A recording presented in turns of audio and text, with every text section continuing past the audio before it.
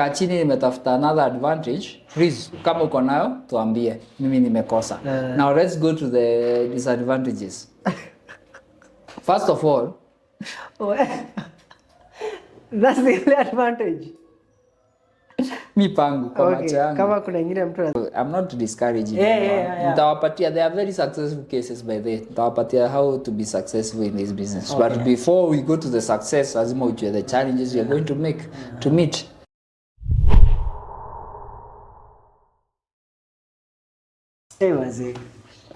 Hi guys, so I know most of us wanaulizanga what business can we invest in Kenya, and one of the businesses that many people nowadays are investing in Uber. Yeah. The Uber business, and which is a good opportunity pia. And imekuja na imerevolutionize the taxi industry. Yeah, imekuwa easier for customers. Yani for customers ukiwa town nowadays it's easy to travel. Si kama zamani na kuna story mimi ukiwa na phone na nini. But for the investor, this is a video that you need. These are what you need to know before investing in the Uber business. Okay. These are with observations and some few research. And another thing is that I've been in the transport industry, the matatu industry, for the past, let's say, 9 years, personally. So I've not been in the Uber business, but I've been in the taxi business also for 2 years, in those 10 years. But nimefanya research. And nimegundua they are not far from matatu industry. And there are successful cases and there are reasons why people fail. So this is a video where kama unafanya research ya Uber business, please watch. Itakusaidia. So starting a Uber business, unahitaji tu gari. Na watu wanachukua ngotu tu gari, kunazo hata rada 600cc. Suzuki, Alto. Nasikia you feel every rough part of the road. Okay, ni poa. Yeah, but they are quite economical. And they are very economical and they make sense especially for the fuel economy. As in it makes sense for the fuel economy. Now, this is my biggest issue with this. Uber, let's talk first with the advantages to the owner. Pesa is somehow, to manage your finances in Uber, it's easier than any other taxi. Because it's a system. Iko na system, na kila kitu ina come through the system. Kama ni trips ngapi amechukua, it's easier to manage. Yeah, true. You can pinpoint the location. Naona penye unataka kufanya kazi, and you know, as in yani the management part and the financial part ya kuhesabu ni easier compared to the previous system. Okay, sure. Nimekaa chini nimetafuta another advantage. Please, kama uko nayo tuambie. Mimi nimekosa. Now let's go to the disadvantages. First of all, that's the only advantage. Mi pangu kwa macho yangu. Kama kuna ingine mtu anaweza share. Share with us please. Okay. Ukiwa na kwa Uber, okay, another advantage kabla tuende, it can be a bridge to get in permanent clients. It's easier to start a taxi business right now. Saa kuanza taxi business anyone can start. Kesho na upate customers as long as you are available. The app does not discriminate that kama wewe ni mjuaji ama nini. So it's easier to start. Okay. Anyone can start. Si kama zamani wewe lazima uingie stage ujulikane, upate rapport nini. And then another advantage by the way ni unaweza sasa and create a rapport with clients that you meet and create permanent business with them. Taxi. Kwa taxi sasa. Ikuwe sasa taxi yenye una make personal trips ama personal deliveries outside the app, and that's where the money is. People who do that, people who fanya hivyo, they get there. Yeah, nilikuwa nimesahau those two advantages. Now, let's now go to the demerits ama the challenges. Number one, hizi app zote, Uber, Bolt, Ride Cab, all zote ziko na tax. For every trip zinachukuanga 15 to 25% depending on the app. Kama imekuchukua 300 ati tax. Tax ya? Si the wanakukatanga for every trip. That's how they make money. When you say tax, I thought it's the government. No, not the government tax, the app tax. Nashindo fee, the app fee. Fee. Let's call it fee. The fee is 15 to 25% depending on the app. Another so this one inakuka, so ukibeba trip ya 300, that's unaonanga watu wa Bolt wanasikia ni trip ya 300 wanakaza kukubeba ama wanaenda mnaanza kumbishana na uko mbele. Inaleta shida. Unaona? So imagine for every 1000 mtu atakukata 150 to 250 depending na ile app uko nayo. Ama ni ipi ulibeba. So ukibeba dhiriso? Kibeba dhiriso si unatoa tu sini 45 ama 75.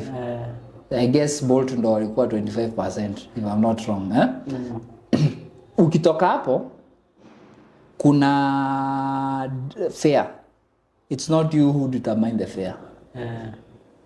Either fuel is expensive, either whatever happens, the app is the final decision. So either ulichoma ama ukuchoma, the app has already determined the amount italipisha according to, depending on the time of the day. Na hapo yezi choma juu amejiwekea percentage yao. Wao already wako na percentage yao fee. So those costs you cover. What? So you how determine how much. So income yako, the only way to make money is making more trips. And every trip you make is you have tear and wear of the vehicle. Na for every trip kumbuka utailipa kwa garage. You have to pay. Every trip you make lazima utailipia. On top of the value of your car, the money you bought.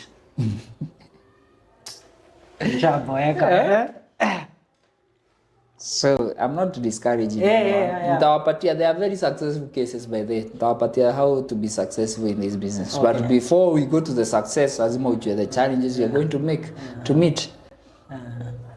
Ukitoka hapo kwa nini sikiza tu. Zile vitu watu wafikiriangi. Like you don't consider all things. Si tunaona ukipewa hiyo 2K na client, unaona hiyo 2K. Now if you are the investor, and you want to employ a driver, here there is a problem. You know why? The account that should be operational should be the drivers, not the investors. True. Now tunapata kale kashida. Hata kama unaweza manage hizi trips, apps ni mingi. Driver anaweza tumia app 2 ya kuonyeshange reports za app 2, akuwe na 3. Anaweza kuwa na car track kumonitor kila siku what they are doing, na hiyo inakuwa training tajipata. And it's not worth it. Using your time to do that, and you can afford such a car, you should be using your time to make more money. Another thing, so unapata ile shida tu dilemma watu wa matatu wanapatanga. You're employed by the driver, not you, not vice versa. And then the biggest challenge people always forget with this business is tear and wear of the vehicle. Depreciation value of the vehicle. I give you a good scenario. Sawa? Twende umenunua hii gari leo. What value you have bought this vehicle today? Let's say you have bought it at 800k. Na junior commercial use. Do you think the value of that vehicle at the end of the year will be 800k? No. Not at all. It won't even be 700k. That is if only if you are lucky enough that itafika 700k ama more than, you see. But the depreciation, because it's a commercial use, chances of dents and accidents iko juu sana. So if you don't factor in the income that you'll be making, depreciation as income that you want to be making, chances are unafanya hesabu yako mbaya. So kama umeambiwa hii gari inathukuma kaa 2k per day ama 3k, ukose kutoa average depreciation of like 20%, you're definitely making the haufanyi hesabu poa. So are you factoring the depreciation costs ya hiyo gari? And then kufanya kazi na hizi gari, It's okay. Kufanya kazi na hizi gari, it's, you know, any commercial vehicle ni risky. Kazi yake ni kutembea. So mara mingi iko kwa barabara. So the higher the risk now, even for getting accidents or whatever, sindio? So with that, are you covering yourself for that? Yeah? Umefanya hesabu ya that loss, any loss that may incur due to the risk involved. And the insurance costs. Yeah. What? Si kuona tu ile pesa inaingia. Yeah. So when it comes to costs, depreciation, insurances, and cost of running that vehicle, are you factoring in versus the income that you are, and time. And then the more you get in the end, the more your running cost will be higher. So kama inathukuma 5k, trust you me, nayo expenditure yake itakuwa even juu. Juu gari inathukuma 5k ni kumaanisha inatembea sana. Are you factoring in that? Na risk zake ziko juu. So how can you be successful in such a business with so many challenges? I have cases where people are successful. Sijaifanya kukushtua ati nini, but it's good to talk the truth. Biashara yote iko na higher competition, iko na higher challenges. That's why at least nasema challenges mingi, but I know successful people. Yeah. So let me tell you something. If you're an investor, uko mbali, uko Kenya, you want to invest in something, achana na Uber. It may be better to manage than a matatu, but ni his brother na sister. Hazijaachana na mbali. It's ni a road to depression ama stress ama whatever, ama to loss. Chances of losing your money versus making are much higher. If you are doing it as an side hustle, nilisema hakuna chaneni na side hustle. Kuna kitu kama side hustle, achana nayo. Hata ili pesa yako ikae kwa banku ionange. But if you have perhaps hauna idea job, na pengine unaweza access capital ya kununua gari kama hiyo, ama unaweza access a capital ya a loan ya kununua gari kai, and you do it your own self, now Uber is a good hustle for you. Ama pengine uko job na you want to sacrifice time for yourself na unataka kuown gari, ikuwe ni gari personal, and sometimes una offset time yako kuifanyia Uber on your own time, free time. Na pengine especially public servants wanakuwa na free time mingi sana. If you have that time, you can do it, because itakuwa next source of income. But please remember, it's limited. So isikuwe like ati indo naangalia juu chini. But kama wewe uko pale mwisho indo unaangalia juu chini, it's manageable.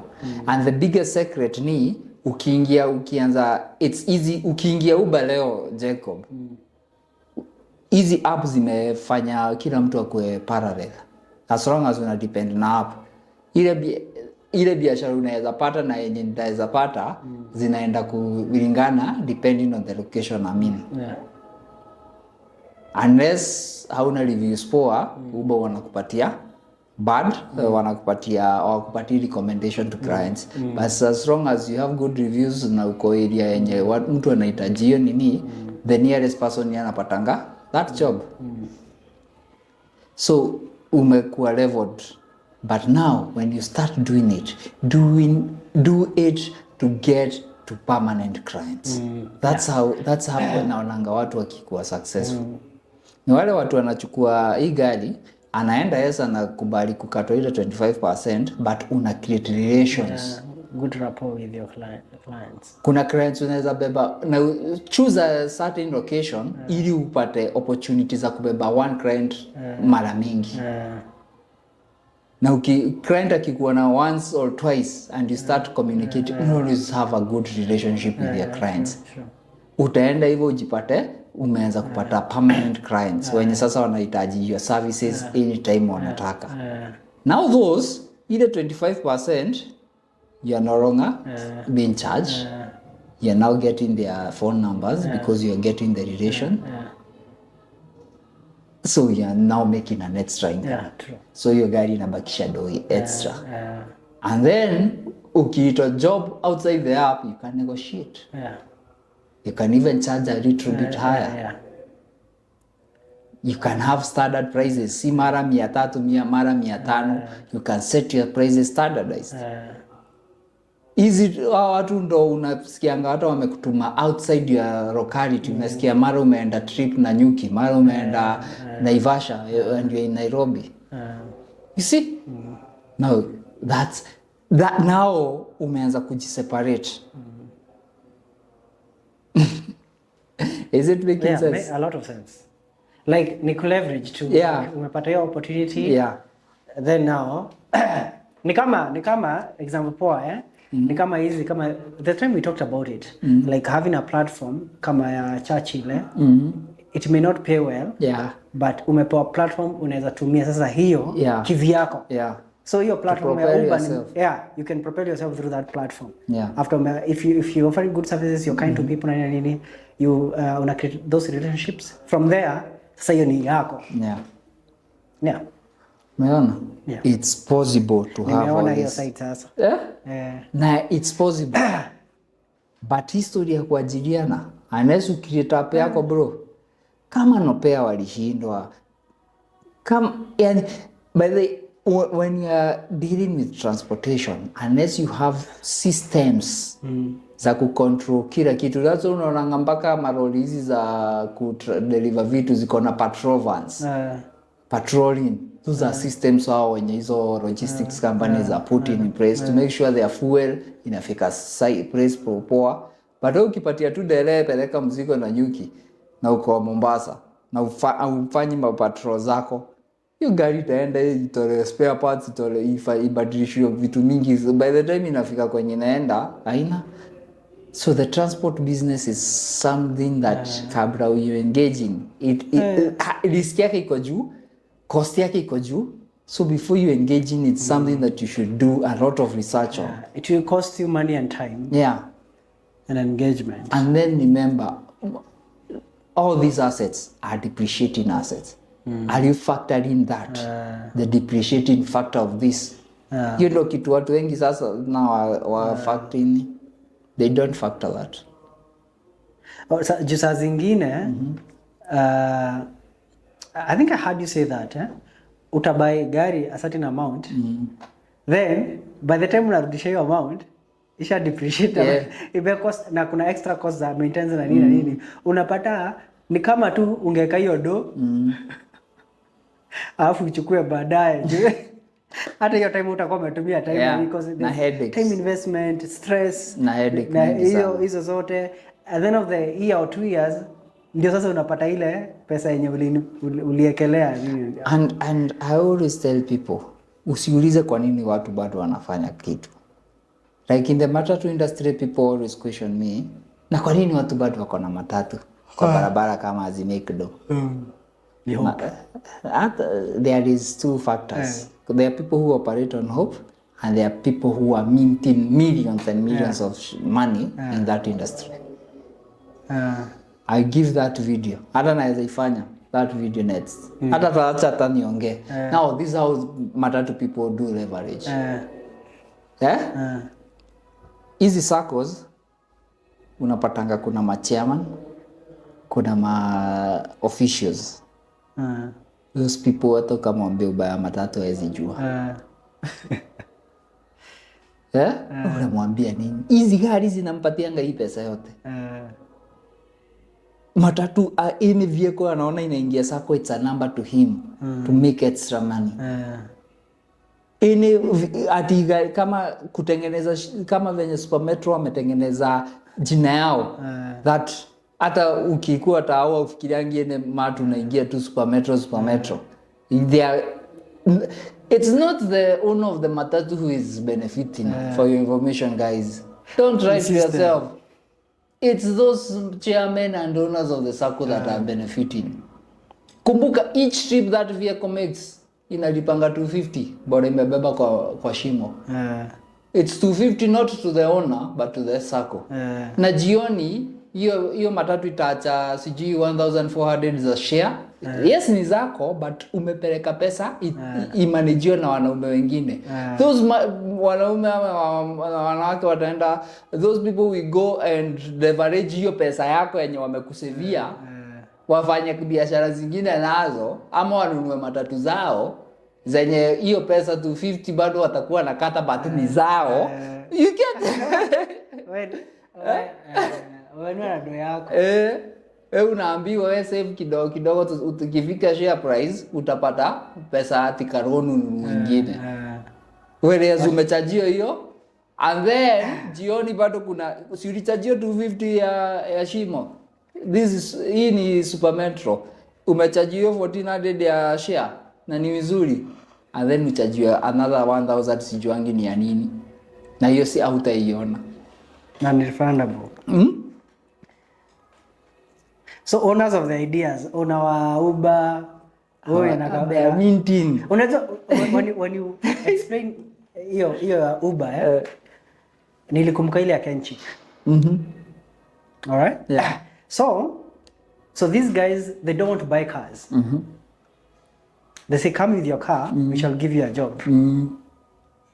So gari ni kama ni yao, lakini in case of anything ni wewe mzigo ni kwako. They have zero risk. Yeah, they have zero risk and they have employed you to drive for them. But it's your car. Kama ile tu story yangu ya Coke. Hiyo. Hata Kenchi. Ulisema Kenchi. Kenchi, ile story yangu ya Coke. All these businesses are the same. Big businesses, don't be lured by the name. Don't be lured by those, especially kama Super Metro. Mimi nasikilianga wenye hizo gari wenye wako kwa hizo ofisi huruma. I feel pity for them.